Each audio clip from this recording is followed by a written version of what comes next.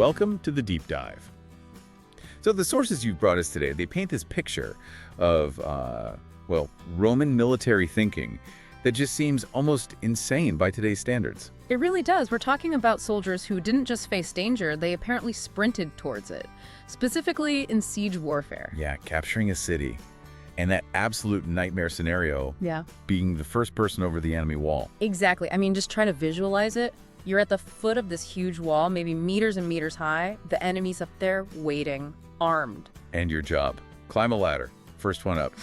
Totally exposed. While things are raining down on you. Arrows, rocks, boiling pitch, you name it. It's not just dangerous, it feels like a guaranteed death sentence. But the sources keep saying soldiers didn't just do it, they actively competed for it. Fought each other for the chance. That's the core paradox, isn't it? Why compete for what looks like certain death? Climbing up into that mess, knowing even if you make it, you're facing maybe 10 guys waiting for you. So that's our mission for this deep dive. Figure out the why. What was going on in their heads? And it seems the answer isn't just bravery, it's tied into Roman society, Roman values, and this one specific award, the Corona Muralis, the Mural Crown. Right, and to really get it, you first have to understand just how utterly brutal that climb was. I mean, this wasn't just another battlefield task. Yeah, this was something else entirely. Definitely the peak of danger for a legionary. A real test of survival. Okay, so let's break down the logistics. The climb itself, you're on a wooden ladder, maybe 30, 50 feet, maybe more. Could be quite high, yeah. And you're basically unprotected. Not like information where you've got your shield, your buddies next to you. You see some. Right. Here, you're climbing. Your shield might be strapped to your back, maybe, but it's awkward. You're exposed. And stuff's coming down from above. You mentioned arrows, stones. Stones, yeah. Sharpened stakes, pots of boiling oil or pitch nasty stuff that could set you and the ladder on fire. Ugh. And if the guy above you gets hit? He could fall and take you with him, or just, land on you. Or his burning body could set your ladder alight too. It's chaos. And that's not all, right? The defenders weren't just throwing things. No. They had long poles, grappling hooks. They were actively trying to push the ladder away from the wall, tip it over. So you just crash back down.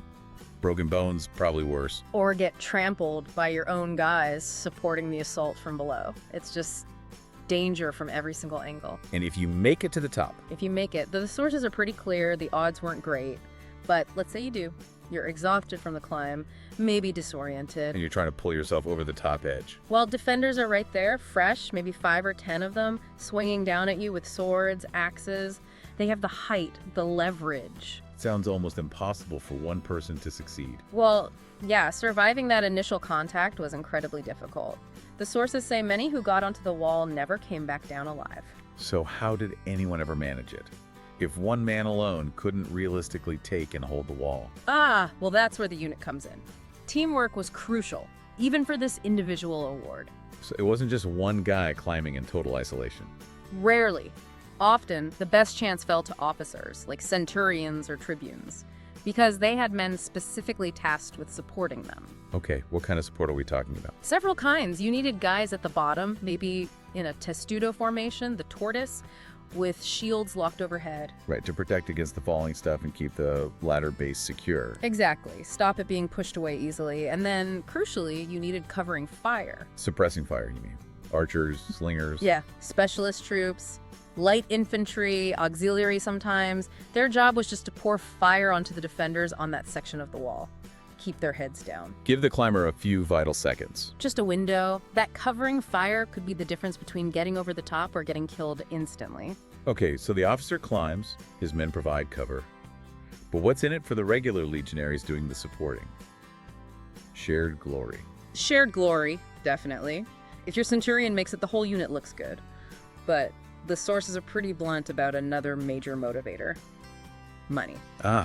The princely financial reward the winner received. Precisely. And princely isn't an exaggeration here. Think about it. A regular legionary might earn, 120 denarii a year back then? Something like that, yeah. Military bonuses, the dinar, could be hundreds, even thousands of denarii. If the prize for the Corona Muralis was comparable to, say, what a general might get after a decent victory. Tens of thousands, maybe. Potentially. We're talking maybe 10, 20 years pay for a common soldier. A life-changing amount of money. Wow. So if the centurion wins this jackpot, You can bet he's sharing a good chunk of it with the men who got him up that ladder, the guys who secured the base, the guys providing the covering fire. so there's a direct financial incentive for the whole team to make sure their guy succeeds. Absolutely. It ties their risk directly to his reward. Their willingness to stand at the base of that wall under fire is fueled by the prospect of that payout. It creates this loop. The general needs the wall breached fast. The officer wants the glory and the massive cash prize. And his men want their share of that cash. Everyone's pushing in the same direction, incentivized to overcome that primal fear of death for the collective and individual gain. Okay, that makes sense from the soldier's perspective, the guy's actually climbing or supporting. But let's shift view, the general. Why order such a risky, high-casualty maneuver in the first place? Because, from the general strategic viewpoint, the assault on the walls was always the most dangerous, most costly part of the siege. Costly not just in lives during the assault, but in general. Absolutely. Sieges were resource drains, massive amounts of food, water, supplies needed for weeks, maybe months. And armies sitting around get sick. Disease, right. Dysentery, typhus. That could kill more men than the actual fighting. Easily. Plus, a stationary army is vulnerable. Relief forces could show up, you could get attacked from behind. And politically, back in Rome, a long, drawn-out siege didn't look good for the general, did it? Not at all. Roman politics demanded results. Quick, decisive victories boosted your career. Getting bogged down hurt your reputation, your dignitas. Time was always, always ticking. So ending the siege quickly was paramount. The number one priority. Yeah. And that's where the Corona Muralis becomes more than just an award. It's a strategic lever. How so? Well, think about the cost benefit. A 6-month siege. Huge cost in money, supplies, lives lost to disease, political capital. But if one incredibly brave soldier manages to get a foothold on that wall, Creates panic, forces a gate open. exactly, breaks the defender's morale. That single act could end the whole siege in hours, not months. It's about decisive action. The sources say days or even hours could be crucial. They really could. If you knew the enemy relief army was, say, 3 days march away, breaching the wall now meant victory. Waiting meant potentially fighting on two fronts, disaster. So the general offers this incredible prize to basically short-circuit the normal human instinct for self-preservation. Pretty much. It's dangling this massive reward to make soldiers want to take that insane risk because speed is everything. It's a calculated gamble. Risk a few lives spectacularly now to save thousands of lives and resources later. The crown wasn't just a gift, it was an investment in speed, tactical speed. A highly efficient one from the general's perspective. Okay, so we've got the strategic need and the soldier's motivation lining up. Let's talk about the prize itself, the Corona Muralis.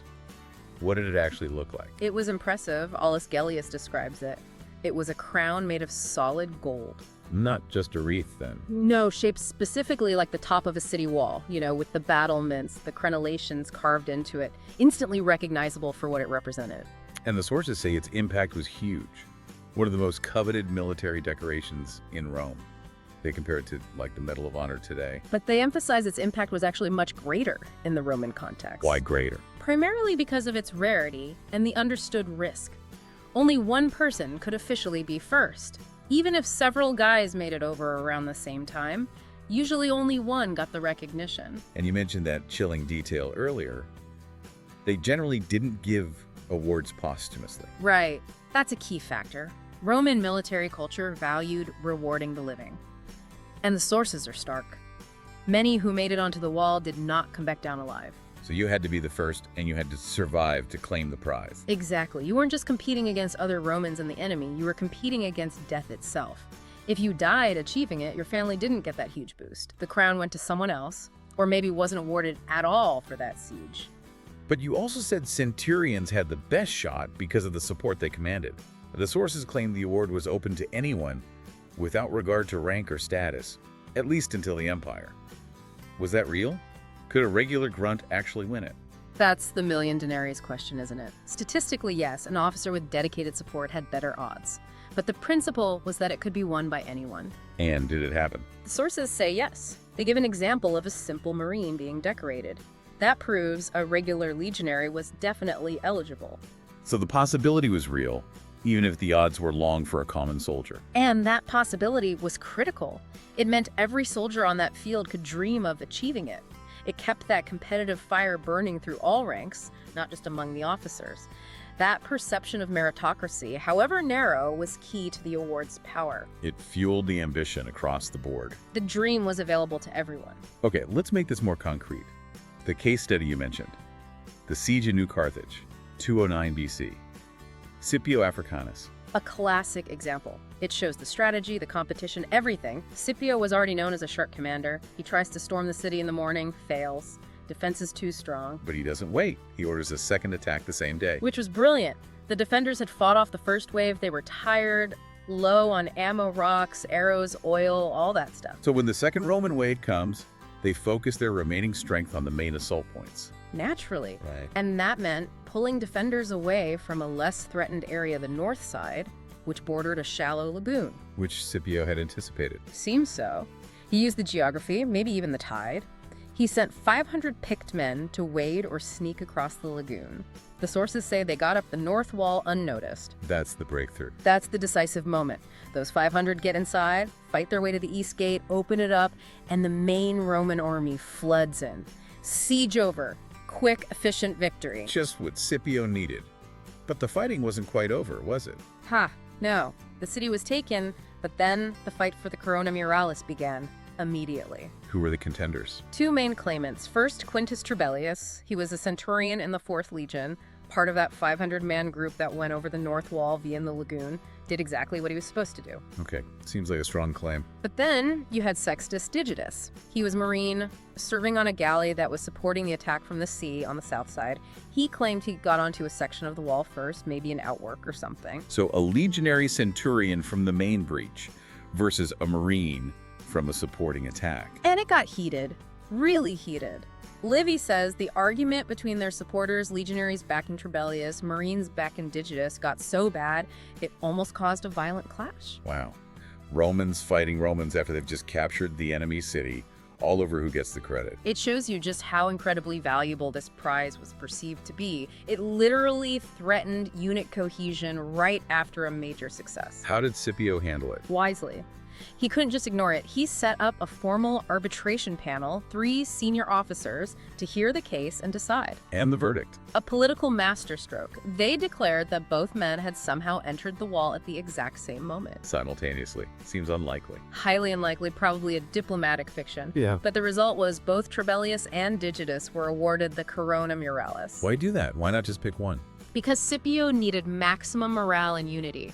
Remember, the main Carthaginian relief army was supposedly less than a week away. This victory at New Carthage was absolutely decisive. Awarding 2 crowns reinforced the message. Take extreme risks for Rome, and your contribution will be recognized, even if we have to bend the rules slightly. It kept both the legions and the naval contingent happy and motivated for the next fight. So the internal politics almost overshadowed the military victory itself. Yeah. It underscores Livy's point about these soldiers. What was it? They dashed on in the face of wounds and missiles, vying with one another in the attempt to climb. Yeah, that quote captures it perfectly. And it still sounds crazy to us today, right? Trading your life for a medal. But like we said, it made perfect sense back then. You have to plug into the Roman mindset. Which revolves around virtus, Yeah. military virtue. Right, and virtus, it translates literally as manliness, but it was so much more in Rome. It was the sum total of a man's worth, his courage, his skill, his sense of duty, his excellence, his contribution to the state.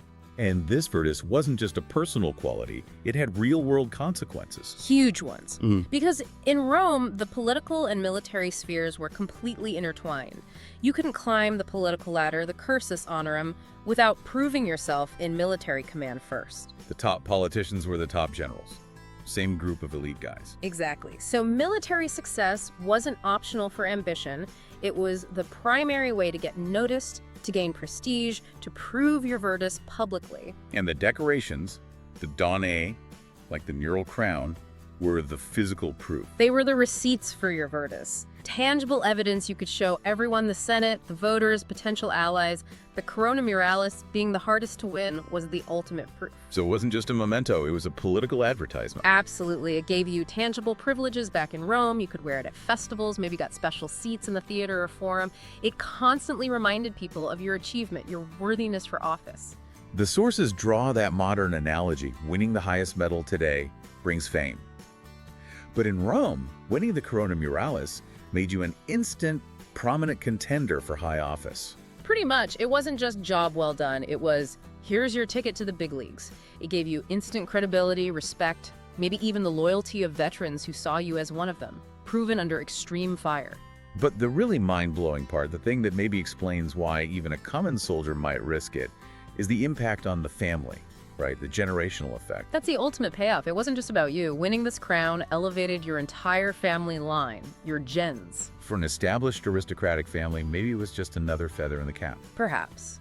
But for a lower-ranking guy, a centurion like Trebellius or a marine like Digitus, this was a chance to fundamentally change their family's trajectory, to found a noble line almost. The crown became an heirloom of honor.